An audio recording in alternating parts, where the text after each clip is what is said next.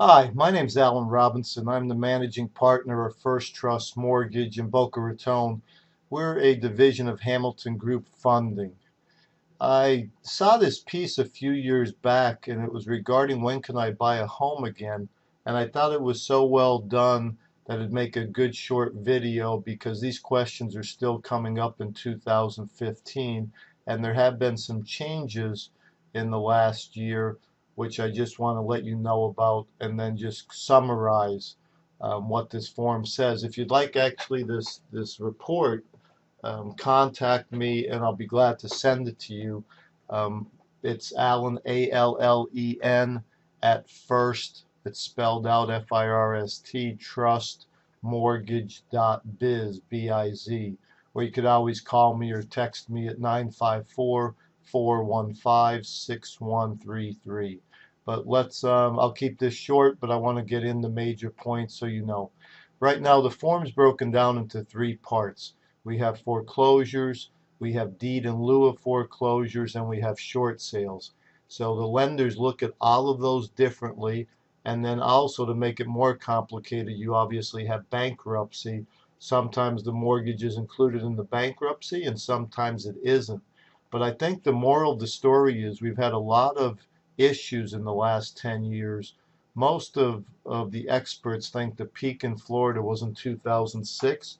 If that's correct and it was in 2006, then we're almost 10 years from that.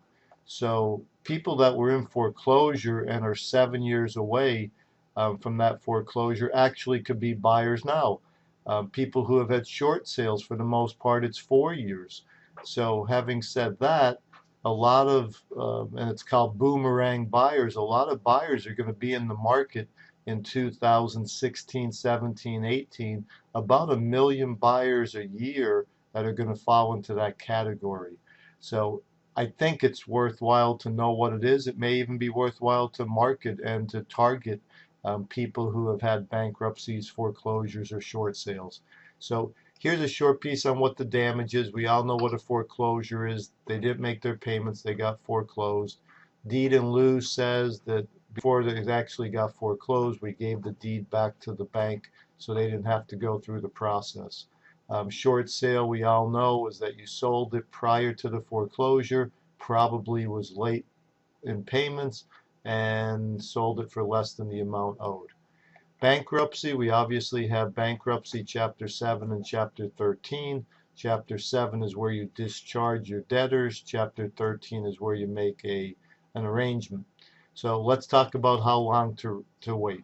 On FHA, when you're in a bankruptcy, you have 24 months to wait if it was a Chapter 7. On Chapter 13, and you've been in the program for a year, that's good enough. That's FHA. On conventional, you're at 4 years after a Chapter 7. That's where you're discharging everybody.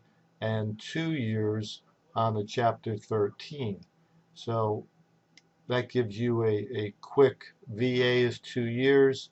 USDA, we don't do a lot of that in South Florida, maybe up in West Palm and some of West Dade, but not a lot in Broward and Palm Beach for the most part. Foreclosures, FHA is 36 months. And here's the big change in this area here. It's got harder in some respects and easier in others. As you can tell, it used to be 7 years you'd have to wait for a maximum loan to value. And then they made it lesser based on how much your down payment was going to be. That's all changed. Just remember 4 years on conventional, regardless of the loan to value. 2 years on VA, 3 years on FHA. So if I'm going too fast, again, give me a shout and I'll be glad for you to report. Short sale, here we go, 36 months FHA. There are some exceptions to that. If you were current on your mortgage payment, and I did have one of those this month, before you sold your home, you're available immediately for financing, no waiting period at all. Fannie Mae, we talked about it. This is, again, a change. We're talking about its standard 4 years period, end of story, regardless of loan to value. Freddie Mac, 4 years, VA, 2 years. Let's go there. Down payment. We already talked about that. You know, credit you could check your credit report once a year. There's some hints on how to raise your credit score. Our system now is very intuitive. We actually have a simulator in our system which allows us to say, what if they pay off this collection account? What if we reduce the available credit on a credit card? What happens if we pay this particular loan off? And then it'll tell us what the score is. So we've had a lot of success raising people's credit scores tactically, actually knowing what the situation is. And then what we're doing for income, assets, credit, it's a little bit too much information for this particular recording.